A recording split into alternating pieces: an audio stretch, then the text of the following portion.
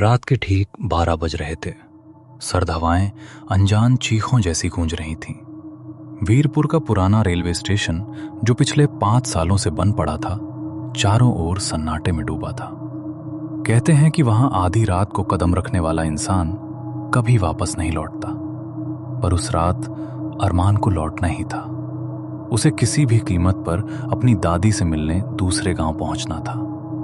अरमान की बाइक जंगल के बीच खराब हो गई और सामने बस एक ही रास्ता था, वो वीरपुर का भूतिया स्टेशन। वो दिल कड़े करके स्टेशन की टूटी गेट से अंदर चला गया। जंग लगे लोहे से हवा टकराती तो चीख जैसी आवाज निकलती। स्टेशन की दीवारों पर लाल पान की पीक, टूटे बल्ब और पुराने पोस्टर वैसे ही चिपके थे जैसे सालों से किसी ने छुआ भी ना हो। फुट ओवर ब्रिज के पास अचानक ट्रेन की सीटी जैसी आवाज आई। अरमान चौंका। ये कैसे हो सकता है? यहां तो ट्रेनें चलती ही नहीं।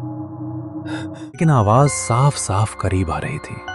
पटरियों पर धुंध फैलने लगी और उसी धुंध के बीच उसने एक धुंधली रोशनी देखी, जैसे कोई ट्रेन आ रही हो। धीरे धीरे सामने से एक पुराना, काला, टूटा फूटा इंजन उभरने लगा। उस इंजन पर नंबर लिखा था 13 यही वही नंबर था जिसके बारे में लोग कहते थे कि वो आखिरी बार 5 साल पहले रात 12 बजे लौटा था और उसके ड्राइवर समेत पूरे डिब्बे के लोग गायब हो गए थे। अरमान के पांव में जैसे जान ही नहीं बची। वो भागना चाहता था, पर उसकी आंखें उस ट्रेन पर टिकी थीं।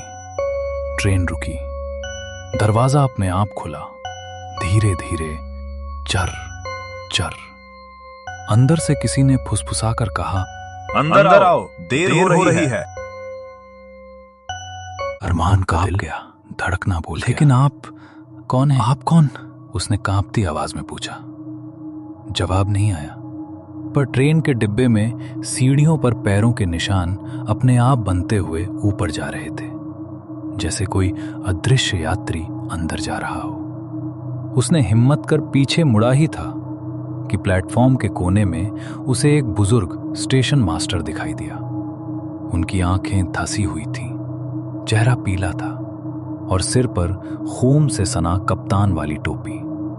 वो धीमे कदमों से अरमान के पास आए और बोले, बेटा, भाग जाओ, ये ट्रेन जिंदा लोगों को नहीं ले जाती। अरमान कांप गया। लेकिन आप कौन? मैं भी इन्हीं के साथ गया था, लेकिन आज तुम्हें चेतावनी देने आया हूं। अचानक हवा तेज चलने लगी। ट्रेन के सारे दरवाजे जोर से बंद हुए और फिर एक एक कर खुलने लगे, जैसे किसी को ढूंढ रहे हों। फिर उसी बुजुर्ग स्टेशन मास्टर ने अरमान का हाथ पकड़कर जोर से खींचा। दोनों प्लेटफॉर्म की तरफ भागे। ट्रेन के डिब्बों से हजारों हाथों जैसी परछाइयां बाहर निकलकर हवा में उसे पकड़ने की कोशिश करने लगी। चीखें गूंजने लगी, पुराने यात्रियों की, जो शायद कभी मंजिल तक नहीं पहुंचे।